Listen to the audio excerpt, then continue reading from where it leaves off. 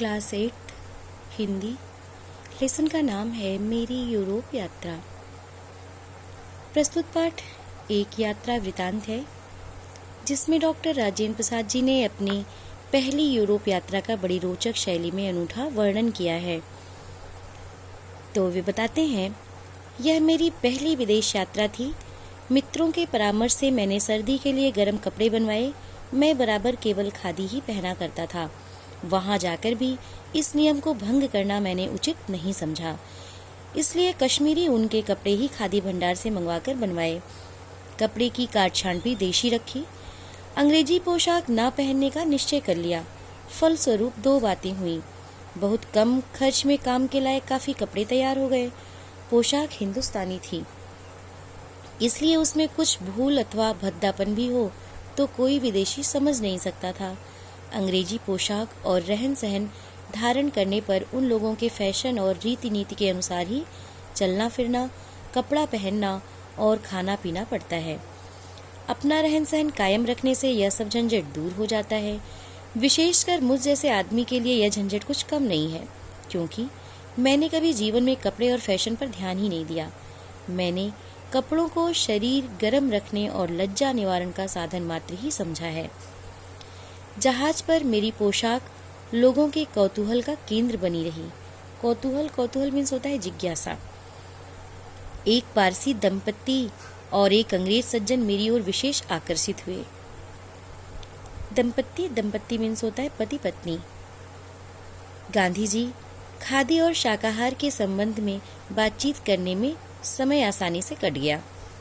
रास्ते में मुझे ज्ञात हुआ कि जब तक जहाज स्वेज नहर से गुजरता है, थॉमस कुक कंपनी की ओर से ऐसा प्रबंध रहता है कि जो यात्री चाहे वह मोटर गाड़ी द्वारा जाकर कैरो नगर देखकर आ सकता है। मैंने यह देख आना अच्छा समझा। मेरे साथ कुछ और यात्रियों ने भी थॉमस कुक के साथ वहां जाने का प्रबंध कर लिया था। हम लोग सवेरे 5 बजे जहाज से उतरकर मोटर गाड़ी पर कैरो चले गए। कैरो पहुंचने पर मुंह हाथ धोने और नाश्ता करने के लिए हम एक होटल में ले जाए गए। फिर हम कैरो का अजायब घर देखने गए।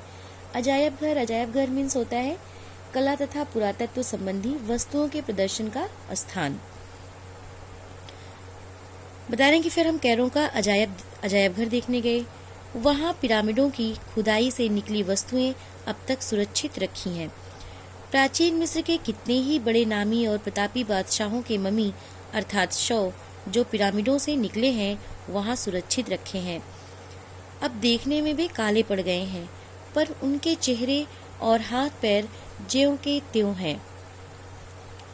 वे जिस कपड़े में लपेटकर गाड़े गए थे, वह कपड़ा भी अभी तक वैसा ही लिपटा हुआ है। वह कपड़ा बहुत ही बारीक हुआ करता था। कहते हैं उन कपड़ों का निर्यात भारतवर्ष से ही हुआ करता था। उन दिनों वहां के निवासियों का विश्वास था कि आराम के सभी सामान यदि निर्जीव शरीर के साथ गाड़ दिए जाएं, तो परलोक में भी उनसे वह आराम पा सकता है। इसी विश्वास के अनुसार पिरामिडों के अंदर शव के साथ सभी आवश्यक वस्तुएं गाड़ी जाती थीं। पहनने के कपड़े और गहने, बैठने के लिए चौकी, खाने के लिए अन्न, श्रृंगार के लिए सामान, सवारी के लिए रथ और नाव तक रखे जाते थे। उन्हें देखने से ज्ञात होता है कि उस समय भी लोग सोने का व्यवहार जानते थे। सुना है कि इसी प्रकार की खुदाई में मोहनजोदड़ो सिंध में जो गेहूं निकला है वह बो देने पर उग गया। संग्रहालय की वस्तुओं और विशेषकर प्रतापी राजाओं के शव देखकर यह मालूम होने लगता है कि हम जो कुछ अपने बड़प्पन के मद में करते हैं वह सब कितना तुच्छ और अस्थायी है।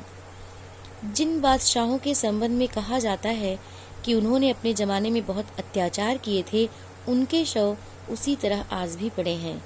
जो वहां का इतिहास नहीं पढ़ता उसे उनके नाम तक मालूम नहीं है। यद्यपि अजायब घर का सफर मनोरंजक रहा, तथापि मेरे दिल पर क्षणभंगुर जीवन की सच्चाई का गहरा प्रभाव पड़ा। मैं वहां से उदास ही निकला। क्षणभंगुर मीन्स होता है जो थोड़ी देर में मिट जाए। तो आज बस इतना ही, आगे कल। तो आज आपका होमवर्क है, ये जो भी कुछ मैं आज आपको पढ़ाई हूँ इसको आप फिर से अच्छी तरह से पढ़ेंगे। Thank you.